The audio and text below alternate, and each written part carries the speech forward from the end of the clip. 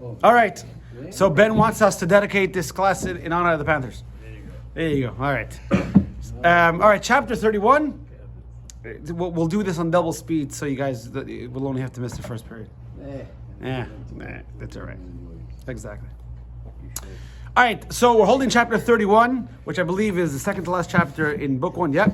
And chapter 31 is a very, very good chapter because in the past few chapters, we're learning how if a person is too head over heels over himself and he can't focus on holy things, good things, godly things, he has to get over himself a little bit. And sometimes he has to think about his own lowliness, and sometimes he has to think about the worthlessness of the body and preciousness of the soul. And the Alter Rebbe went through many ways to deal with what's called Timtum Alev. Timtum Alev is the blockage, the stuffed upness of the heart, where the medicine is not finding the proper mark. So now we're going to talk about it. Alter Rebbe is going to in this chapter, which is I think is unbelievable psychological 101 chapter. Alter Rebbe is going to explain to us the difference between depression and bitterness. Depression is bad, bitterness is good. And we're going to learn that depression is the belief that you have the ability to do nothing, you're worthless, and bitterness is the belief that you're really better and you haven't lived up to your you haven't lived up to your full potential. Okay, ready? Any questions? Yes? No? Good. Okay. V'hinei af im kishiyar harbe. Alter Rebbe is addressing. He's right away addressing a question. Let's say you think for a long time. Lahamik b'nyanim hanal. You're thinking about the topics we said before about which we said. We said Alter Rebbe quoted the Zayar that if what? Hanal hanumar lanu. No, haniskal la'el.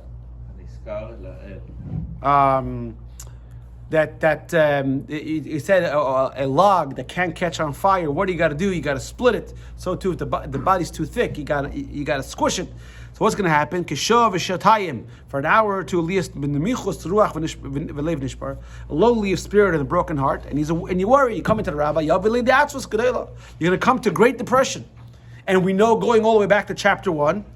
If you remember the question we asked in chapter 1 is, if a person considers himself a Rasha, then he's going to be depressed. And what's wrong with being depressed? He won't be able to serve Hashem with joy. So if a guy's going to think of himself as a loser, and he's a low piece of garbage, then he's going to be depressed. Alter Rebbe says, Lo yachush, don't worry about it. And let me tell you why you shouldn't worry about it. And he's saying here, this doesn't look like an American number. What do you think? You think it's answer middle class? Plus 5939989. You could have won a lottery in Nigeria. Yeah, They exactly. want to send you money from Nigeria. Yeah. Your son passed away. Exactly. Yeah. First of all, if it's an emergency, your daughter's calling your wife. No one's calling you. Thank you. A perfect segue into depression. So he says first of all, he says depression is not good. Depression is a form of bad. Depression is a form of klippa. What if I asked you to define klippa? What is the definition of klippa? I know a husk, but define its character. The definition of character is look at me. Me. I'm important. Wait, I'm jumping ahead. Mitzad klipat noga. Oh, I know. Klipat noga. There's how many layers of klipot within Tanya? There's two categories of klippa. There's klippas nega and sholosh klippas atmeas. The three. Okay. Where there is no godliness. The three. Even if So you yeah, look that's over right. No, it has god. It can't be extracted. Everything has godliness. Yes, but It can't be extracted. Yeah. It's called holy impure. yeah. But even klippas nega, which can be elevated, But at its he's face saying- value, at its face value is bad because it covers over godliness, So which it's is bad. what is klipat noga? Yes, Okay. which is bad. And klippas nega said, "Look at me, look at my appearance." It's not kedusha. The definition of kedusha, holiness, is not about me; it's about greater than me. So the Alter Rebbe says something very interesting here. He says, Atzvos, depression is a form of ego. Yeah, depression is a form of ego. Ego means look at me, Only think about yourself. What does a depressed person do? One is obnoxiously, I can do anything, and one is the other extreme, I can't do anything. But it's all the I. I'm not worth anything. Or that joke says, save my life. I'm on fire. Put me out. Right? All about I. So it prevents you from connecting to God. Prevents you from connecting to anybody. Depression does not allow you to do anything because you're so wallowing in self-pity. You can't do anything. And that is impurity. Impurity means you're focused on yourself. So shouldn't there be another form of klipa, not klipa noga? He's saying why isn't shalosh klipas tmeis? It shouldn't be klipat mea? It's saying interesting question. I don't know. So he's saying why? How do you know that depression is klipa not good? Because remember, where is this depression coming from? He's thinking about how his soul is not impacting his body, right? So it's not depression because he's worried the Yankees lost to the Red Sox yesterday, right? Who cares? So if you're depressed about that, then you're.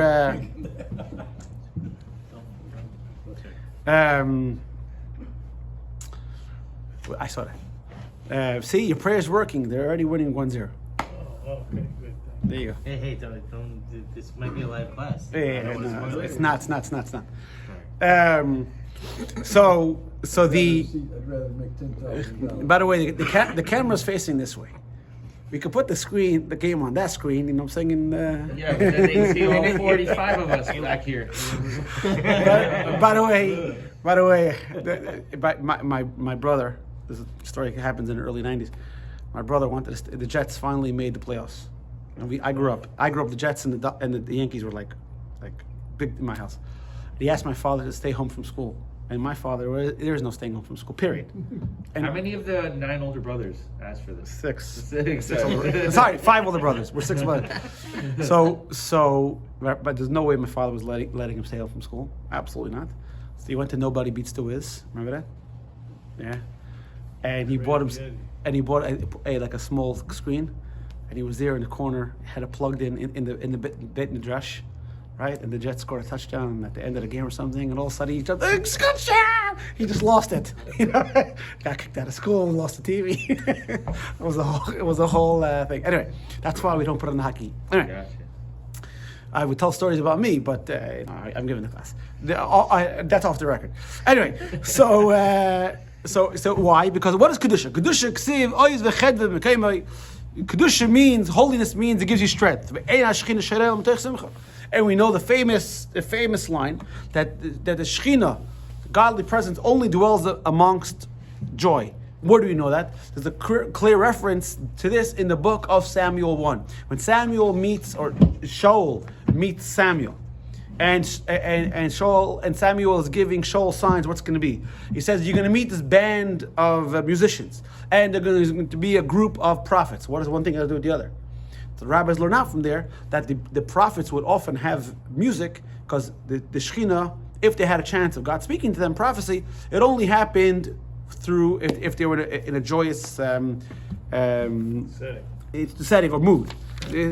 God doesn't come in a place of sadness. It says Elosh im atzvos, and it's now the Alter Rebbe says. So ne'im ha'atzvos himemila d'shmaya.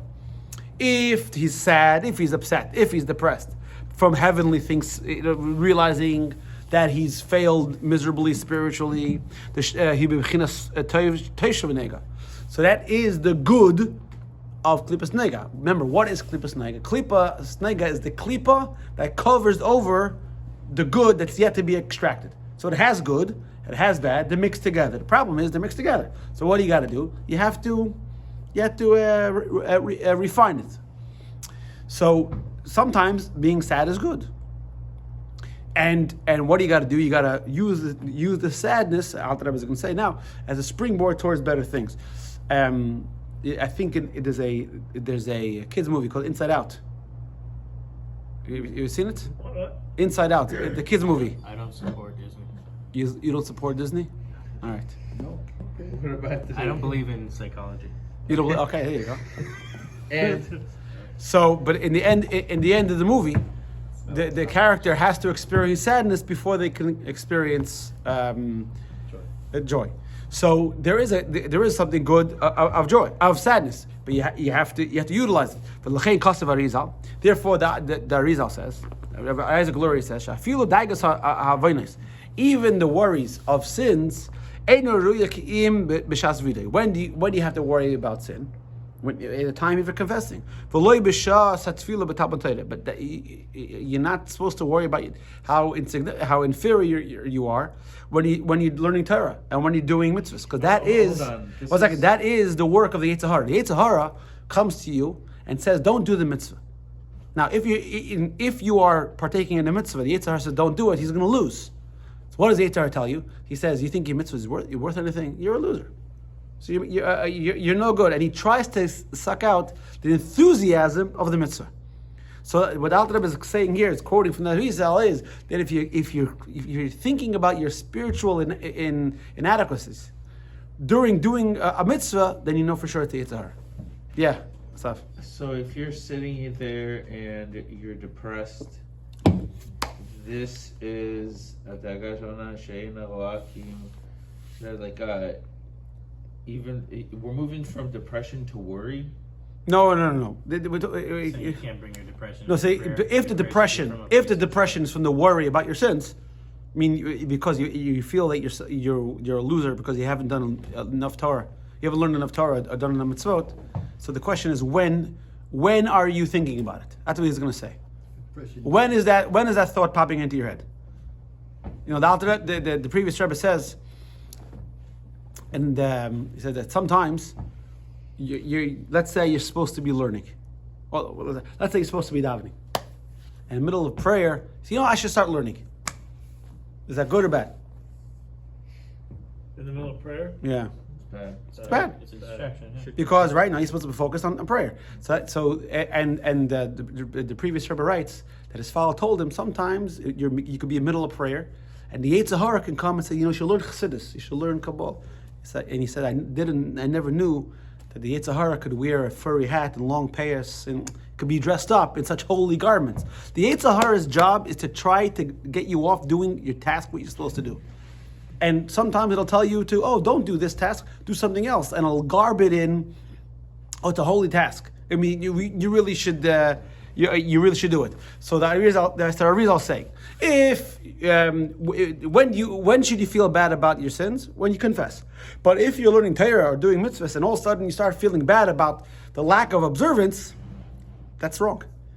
Because when you do a mitzvah, you learn Torah, it's supposed to be b'simcha. You're supposed to be with joy. You have the opportunity to do a mitzvah. Shemisad akdusha davke.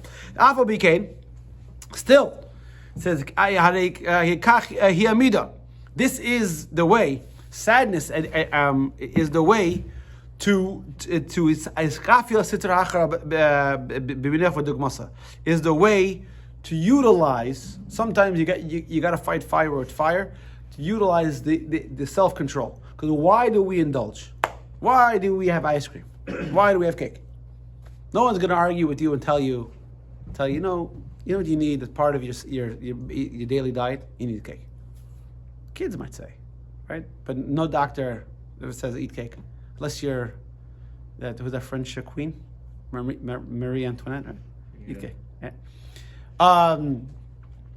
So why do we do it? Because it tastes good. That's why. But if let's say we can feel miserable every time we did something wrong, we did something unhealthy, it would remove the pleasure of indulgence. So sometimes feeling sad and miserable at yourself, it's good. You got to feel you got to feel broken. I'll never forget. I once saw a guy talking, and he said the biggest problem is we're never alone with ourselves. Every time we're alone, we have to text somebody, "What's up?" And we never feel sadness. He said, I was driving on the highway, and something, in the interview, he said something happened, and I didn't reach my phone, and the wave of sadness came over me, and I was crying, but afterwards, I felt a lot better. And he was saying, today's generation, we don't allow ourselves to feel it, but also happiness. Every time someone's at a good event, what do? They pull out their phones. It's easier to connect to God if you're happy than if you're sad. Exactly. But sometimes we have to feel the feeling. Sometimes in order to negate the temptation to sin, you have to feel miserable about yourself. Feeling miserable about yourself is good sometimes. I think too many people are too busy trying to make the memory of the moment instead of enjoy the experience of the moment. Right. I remember one time I saw Bibi Netanyahu before a press conference, and they were, nothing was happening. He was just sitting there, and he asked them, said, "What are you taking pictures? What are you click? Because put the cameras down. No one's living anymore. Everybody's living through now the finals. How many people are watching the game? They're all probably like this. Yeah, I don't know. Negative one? Yeah, I'm saying that. That's the. I'm saying What does it mean? Did you just catch me? There's still one's here. They're still up. It's okay, Rabbi. All right. As long as you're up 1-0, continue the class. Otherwise, I'm at it. Don't worry, we got Bobby in there. But same thing. But the Alter Rebbe was saying is sometimes it's good to feel bad. All right, let's go. It's Kamayim Razal, huh? Tell us who your significant others, by the way, when you get home. Significant. Yeah. You made me feel bad. Good. Good. It's gonna help. The rabbi told me it's good. Kamayim Razal, Minei ube'abo l'shadre be'nitza, as the famous saying of the rabbis is, from the forest comes the handle of the axe. If you ever heard Matasiel song? Yeah. Right? Al the Nemar. Wait, no, you're gonna have to. How does it go? Yeah, can you scoop up it real quick? No. Which song? No. I see you guys know the song. But Al the Nemar, and that's why King Solomon said, "B'chol eitzav yimoseh." In all depression, there is benefit. What does that mean? What is the benefit? And the Alter Rebbe is going to go on to say now, the depression itself is not good. It's what comes out of the sadness that's good. The benefit is the outcome. The good outcome is the joy that comes out after the sadness. Why?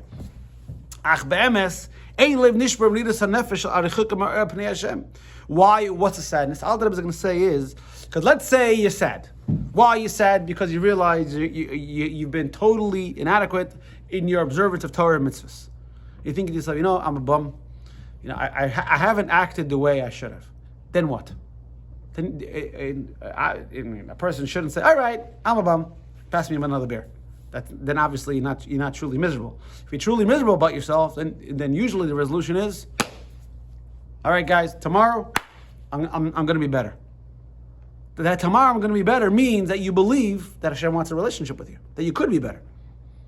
Otherwise, why bother going on? So he's saying, the leiv nishbar, the broken heart and the bitterness of the soul is on the distance from Hashem.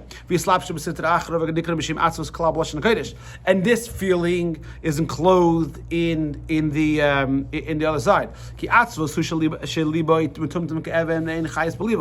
atzvos, depression is nothing you can get through, and there's no life. Atzvos, depression means you're worthless. And it's not what the Torah wants. The Torah doesn't want you to feel miserable because you're worthless. The Torah wants you to feel miserable because you're worth more. Because you haven't lived up to your potential. You don't realize who you are. There was a guy who came to the Rebbe and was saying all these terrible things about himself. And the Rebbe said, you don't even know who you are. You're saying all these bad things about you. So the idea is, when a person is depressed, he's saying, I'm a nothing. You don't know that. You don't even know who you are to say you're nothing. If you're nothing, then you don't feel that you can.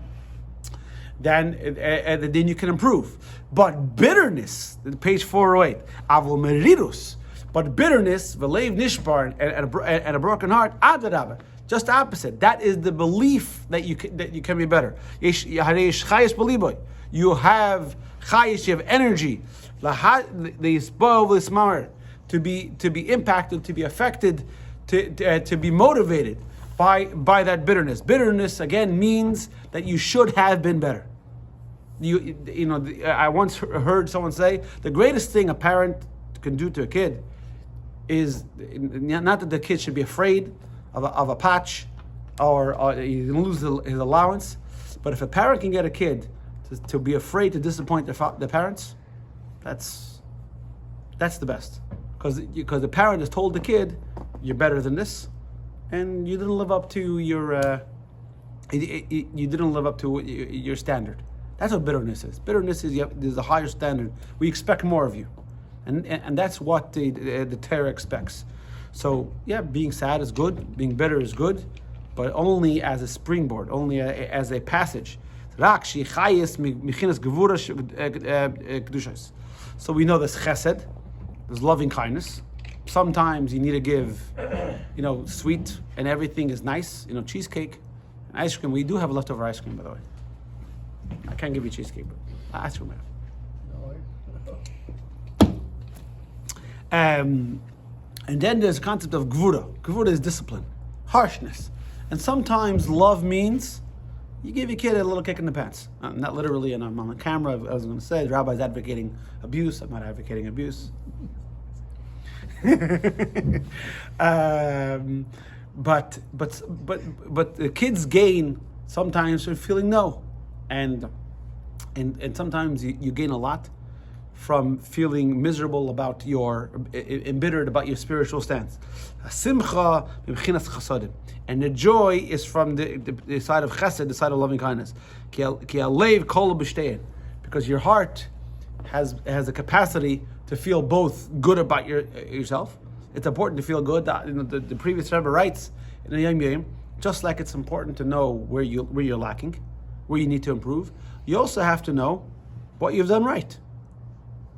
You think it's healthy that a person should always feel that he hasn't done anything right?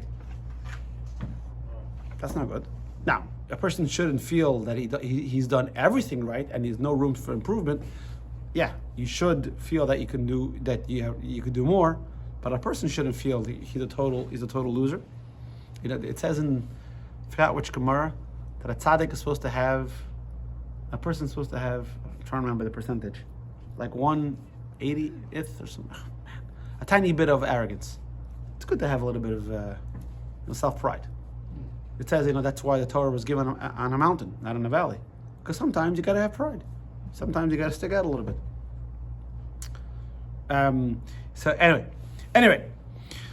So we see that sadness, depression, not sadness. It's called depression is bad. That comes from klippa. And bitterness is good because it leads to improvement. Hine. So it's not from sitracha. No. Bitterness is not from sitracha. And it's not from. So depression. So depression is from sitracha. Depression is bad. But sitracha and klipa noga are two different things, though. No. So Sitra means anything that's not expressively godliness. It's not a conduit to godliness. Does klipa noga have the potential to become sitacha? yes. Yes, Sitra klipa noga can either elevate to holiness or down to. So there's two different emotions. One is something you should aspire for. Should you want bitterness? Yeah, you should want, but a person should. One you dwell on in depression, and one motivates you to do better. Right. I learned how to. Well, I think it's very good because dwelling is not good, because dwelling means you're not moving forward. You're stagnant. Yeah. Yeah, bitterness means you feel it. Okay, and now what? Can you use regret interchangeably with bitterness or no? Well, I think it's probably part of it. No, you regret on what you've done. Right. And you're bitter about it. So now the idea of true regret. I think And bitterness is more of a real emotion than regret. Bitterness is emotion, and the emotion is as an active part of Gvura. Well, I think regret leads to bitterness. And the idea is when a person experiences true regret, when the opportunity comes to do the same act again, he won't, because he feels bitter. And that's the. So there's your nefesh Elohit, nefesh Bama, the ability to pray to something that your nefesh Elohit needs. It needs it it can only do it as it rides on your nefesh ba'ama, Right. which can only happen if the nefesh ba'ama really controls all of its midot. Right. So the midah of bitterness is something that comes from not the sitacha, but from something from natural. The bitterness is when the nefesh lakit gets the nefesh habamit to understand that it's not acting how it should. Instead of acting this way, let's act That's this what way. the Arizal was saying. Like you should pray during prayer. You should No, so during prayer, control during prayer, you're not supposed to be bitter or sad. Right. Either bitter. The idea of bitterness is before prayer, before study, Okay. at a time, or the time of prayer assigned to confession, to vidoy. After the Amida, we have vidoy, or at night before we go to sleep, we say vidoy. But during the prayer, during Shema, you're gonna be bitter. Well, I guess when you're depressed, it seems like your nefesh and your ruach are affected. Everything's affected. You can't. Your true nefesh and ruach can't express itself because the Shekhinah only is expressed through joy. Joy means. Doing prayer. By the way, joy is not happiness. Happiness is something else. Happy, I'm happy. You know, the Panthers win. The Panthers win the Stanley Cup. I'm happy. It's not. So if Panthers I win the want- Super Bowl, right? If I Right. wanna do mitzvot correctly, and I happen to encounter either one of these, this is the understanding of where they're coming from, and which channel of energy I should understand that they're flowing from. I mean, there's a time for everything. No, like Right. in my attempts to do mitzvot, if I encounter these two things, I should know that this one comes from Yeah. this channel and this one comes from that. So channel. if you want to do a mitzvah and you're feeling miserable about yourself, that's not good. And you might say, oh, but I feel miserable about myself, the fact that I didn't do the mitzvah yesterday. So why bother doing it today? It's a her. When you do a mitzvah, you should understand that God is singling you out from all the other creations and asking you to do something for Him. That should bring you joy. Now, if you never feel inadequate, you'll never improve. I'll tell you a story. Before we got this land, the whole Chabad house, so the opportunity landed in our lap, and I knew it would be a massive undertaking. The what? It would be a massive undertaking. You know, we were in a small Right, the office. store. Yeah. So I called a guy who does coaching and helps, Chabad houses and shows, with fundraising and presentations and organization and budget. I invited him down. He was looking at me, and here I thought I was running a decent organization. And he said, Morty, I'm gonna tell you this straight. You're a disaster. You're a mess. And let me tell you something, it cut deep. But I had to swallow it because I knew the only way that I was gonna grow is if I listened to him. This guy was a professional. Let me tell you something, when he said that, it hurt. It hurt hard. But that's the only way you grow. If you don't, yeah. Actually, the Hayom Yom from the other day is, the previous Rebbe says, I love criticism. Everyone should enjoy criticism every once in a while, but that's how you grow. And the criticism doesn't necessarily mean someone else coming to you and telling you you're a loser. Sometimes you got to look at yourself and say, listen, you got to be better. Now, in Pirkei Avot it says, Aseh lecha rav, uknei lecha chaver. Make for yourself a mentor, and acquire for yourself a friend. What's the difference between a mentor and a friend? A friend is somebody you can open up to, speak about your problems, right? As equals, and they won't judge you. A mentor is somebody who says to you, you got to be better. A mentor is somebody that says, and it gives you a kick in the pants, and you respect them, so you listen to them. Everybody needs someone in their life to kick them in the pants. Otherwise, you'll become stagnant. And anytime someone comes to you and says, why didn't you do this? Hey, you're going to tell me to do this mitzvah? Who the heck are you? Right? All about the whatabouts. What about you? And I was actually talking to somebody. I saw a clip of someone on one of the news. I'm not sure if it was CNN, Fox, and whatever it is. This lady was talking about after this, the people in Colorado were firebombed. So we're talking about, anti-Semitism. So someone said, yeah, but what about the people, Gaza or whatever it is? So the lady blew up. It says, why every time you speak about anti-Semitism, there always has to be a what about? No one's saying that there's not a problem and people in Ukraine aren't suffering. But can't we just say this is an issue? Why do you always have to qualify attacks on Jews as, something else? When something's wrong, it's wrong. And someone comes over to you and says, you're wrong. I'll tell you another story about myself. When I was a kid in yeshiva, 18, 19, one time the rabbi over there says Mordechai, or Morty, I don't remember what he called me, Andruzi, I don't remember. He says you're a good bacher. You come to class. I don't sleep in. You come to class. You learn. You daven. You only have one problem. He says you have no Kabbalah soul. Kabbalah soul means you don't accept authority. I said, not true. There you go. Right? So if you don't feel miserable, you won't grow. Let's go. Let's get back into it. So now the Alter Rebbe is going to introduce us to a different part of it. He says if you use these clues, you know when it's good bitterness and bad bitterness. He says, V'hine. This is on 409 in the old print. I don't know what it is in the new print. 420? Yeah, maybe. 420. Yeah, V'hine li'itim, at times, sarech li'ayr b'chinas gevuras kedusha. Sometimes you have to awaken the holy attributes of severity. Sometimes you got to become bitter. You got to be a little bit down on your nefesh habahamas kedei lahamtek adining, in order to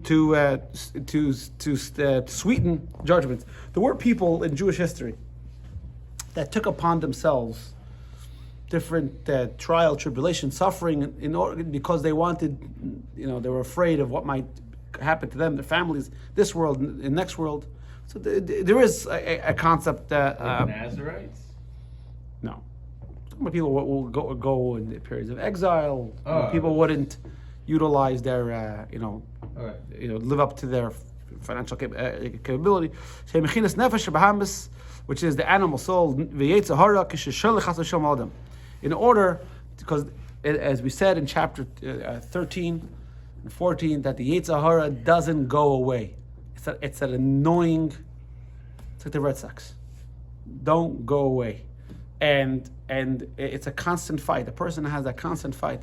And you always have to be vigilant and use the tools to be able to combat it. And the Yetzer Hara is always telling you to do this because it makes you feel good. And the question is, how are you going to fight that temptation? So it says, so sometimes you have to think about your inadequacy. And based on that, when the temptation comes to eat chocolate cake, it's no, I'm not going to do it. Because stern judgments can only be sweetened by means of their source. Therefore, sometimes you got to use the Yetzer Hara's character traits against the Yetzer Hara. Now, normally, anger, ego, that's arrogance, that's not something we employ in the realm of holiness. But sometimes you got to use anger. So this is Gemara and Brachas. It says that sometimes you have to incite your Yetzer Tov on Yetzer Hara. You got to get angry. Yetzer Tov usually is a nice guy, very quiet. You think of, like Jackie Mason has that joke. When was the last time someone crossed the street? A Jew! Right? So Yetzer Tov is that guy, that is that lemela, that sheepish, a person wouldn't harm a soul. But sometimes you got to get angry. And Yetzer Hara comes over to you and says, come, let's do this mitzvah. And you got to get your Yetzer Tov to tell the Yetzer Hara. Says, excuse me, do you know who you're talking to? You want me to do a sin? Who the heck do you think it? How dare you come to me and suggest to do such a dumb asinine act like doing an avera? Sometimes you gotta utilize. There was a chassid of the Alter Rebbe that we use arrogance against the Yetzer Hara. You say, do you know him? I'm a chassid of the Alter Rebbe. Like, do you know? You have any idea who? Yeah, like, hello? How dare you? It says "L'chein amar Razal." Therefore, the rabbis say, "L'olam," always. A person should always yargiz adam yitzar toiv. The person should always incite the good inclination to anger over the evil inclination. Why? Because that is the best way to sweeten, to temper down, to tamper down the yitzar. And that is sometimes you need it. Sometimes you see things are getting out of control, so you need to put it in its place. I think I've told the story. I think it's a true story. I'm not sure whether it is not. It's irrelevant. I've seen it. You see, all right. They made a movie about it. I thought they only do remakes these days. What's the story? Where this king was lost in the forest, and he met a shepherd or a poor man, and the poor man brought him back and rescued him, and the king was so grateful, appreciative. So he gave him a position in the government, and the guy now had money, and he had a nice house. But the other ministers didn't like the fact. Oh, and he keeps the thing, and he shows them. Yeah, hold on. I know the story. What's the score? So, and the king and the other ministers got jealous of this guy's special relationships. So they said, the guy is. How did you know they just scored again? No, I'm kidding. They were doing overtime for a third time. So they convinced the king. So they convince the king that the guy steals. So the king comes to the guy's house and he's walking around. He doesn't really see anything that ostentatious. He comes to a door, and he sees it's locked. So the king asks to open it. He says no one goes in this room. He says, excuse me, you know who I am? I'm the king. If I say, like Mel Brooks says, it's good to be the king. And no reference. Yes. History of the world. Yeah. All right. Anyway, so he makes him open the door, and in there is a simple box and some poor man's clothing and a walking stick. He says, "My hi, what is this?" He says, "Every day before I go to work, I come in this room, I put in this clothing, I set in this box." He says, "Remember who I was before I met you? I was nobody, and you lifted me up and made me a minister. So I don't want the power to go to my head. So every day I come into this room, I set in a simple wooden box, I put on the shepherd's clothing to remember that really I'm a nobody, and the only reason why I'm worth something is because you imbue me with value." And the king told the other ministers, "Okay, you can be quiet now. All right, this is my guy." And so sometimes it's important for us to put on that regular clothing, to realize that our value comes from what we accomplish, what we give to our families, to our communities, not because you have value over yourself. I'm sure when we were kids, the teacher said, "How much are you worth?" Remember, your teacher never told you how much you're worth? $2.50, $3. No, your teacher never told you that. If you break humans down, what are you worth in your Chemical. Your chemical? The teacher said, don't get excited over yourself. You're worth like $2.50. By the time we grew up, they had organ harvesting, so prices went down. Different times, right? What happens? You grow up in Miami. There's always a. Yeah, I grew up in a Jewish neighborhood. We didn't know such things. Yeah. See, so every person has to think to themselves. She says, Shasa Kaisha, the most appropriate time for this anger. Which is the best time for most people. It's when one is in any case depressed over mundane matters. A person's upset. Why? Because the Panthers lost, right? Or some other. They should be bitter, so they want to win again. There you go. Right. Listen, the hardest thing is to win twice. Right, because it's hard when you're on top to go for another title. So when a person is anyway upset over worldly matters, so anyway you're upset, it says I can't believe or a person's upset for some other matter. Then what do? You take that depression over worldly matters, which is really temporary and out of your control. You can't control what happens. You're driving on the street, the guy gets a flat tire. Didn't do anything wrong. Right? He gets so upset. Is that someone doing that here? Or? That's my foot. Okay. I thought maybe we had visitors again. It says Leois Listen, Moed the Cheshbona says he could turn it over to start making a Cheshbon Nefesh. Cheshbon Nefesh is an account. Say, here, I'm sad anyway, so let me focus on things that really matter. What have I done? L'kai Maimer Azal, and there a person What's can Hanal? or Kaniskalel or Commission Iskalel as this, like we mentioned earlier. It's So- always Haniskala. Yeah. And once you start focusing on true importance, and when a person gets upset about his coach, about his couch, about his car, about his house, about his roof, you get all upset and everything else. It explains in Chassidus. I forgot where. It says that all these things that we can get upset about, it's not really. Let's say a guy is upset about his car, right? And all of a sudden he sees a friend he hasn't seen in 10 years. 2 seconds ago he's angry. Also, hey, Mike, how you doing? Oh, what are you, schizophrenic? You have multiple personal. I don't know. What's wrong? A minute ago you were angry about your roof. All of a sudden you see your friend. All of a sudden you're happy. What happened? Because that sadness is not a true sadness. It's temporary. But if a person's going to be sad about that, it's okay. If I'm already sad, let me focus on something really to be, like my father-in-law would say to the kids.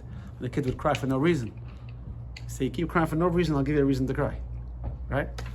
It's actually next week's parsha. The Jewish people were crying for no reason. Or the whole story with the spies. So God says, "You crying for no reason? I'll give you a reason to cry." Anyway, let's pause here. And next week, God willing, we'll finish chapter 31. Have a good week.